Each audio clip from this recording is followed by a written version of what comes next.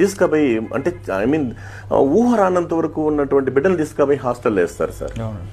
3.5 year బిడ్డలు అంటే చిన్న చిన్న పిల్లల్ని. ఇది నాకు ఇది ఏ మహాన్ బార్డర్ రాశాడో నాకు తెలియదు. మా గురు నరసింహారెడ్డి గారి నుంచి నేను ఈ కవిత తీసుకున్నాను. ఇది హృదయంతో వింటే చాలా బాగుంటుంది నా అభిప్రాయం సార్. కవిత పేరు చరా సార్.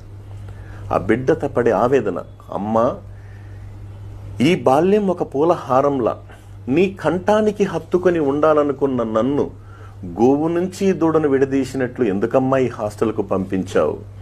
గడ్డి దూడకు చేపులొచ్చి పాలిచ్చి ఆవులుంటాయి కానీ గడ్డి దూడలాంటి ఆయాలు అమ్మలవుతారా ఎక్కడైనా?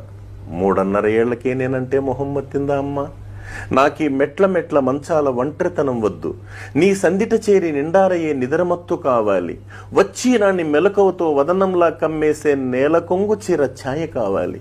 బ్రెడ్డు జాము గ్రుడ్డు నోటికి పోవడం లేదు, గుజ్జుగా కలిపిన నీ చేతి గోరుముద్దలే కావాలి.